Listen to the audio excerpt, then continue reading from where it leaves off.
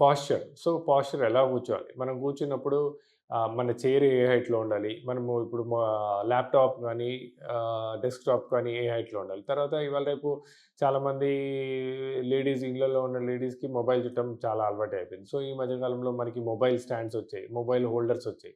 So, ప్రాపర్‌గా mobile holders, mobile stands use చేయడము. ఇంకోటి స్క్రీన్ టైమ్ వీలైనంత వరకు తక్కువ చేసుకోవడము. స్క్రీన్ టైమ్ అవాయిడ్ చేయడము. ఎంత వీలైతే అంత అవాయిడ్ చేయగలిగితే చేయడము.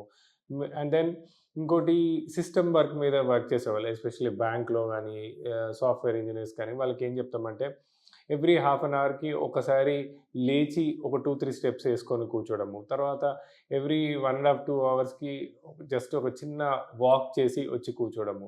సో, ఇలా వాళ్ళు చేసే రెగ్యులర్ యాక్టివిటీస్‌లో కొద్దిగా ఎప్పుడైతే లే మార్పులు చేసుకుంటారో, తర్వాత isometric neck exercises. Isometric neck exercises కూడా వాళ్ళకి నేర్పిస్తాము. దానికి ఒక స్పెసిఫిక్ టైమ్ అంటూ ఉండదండి.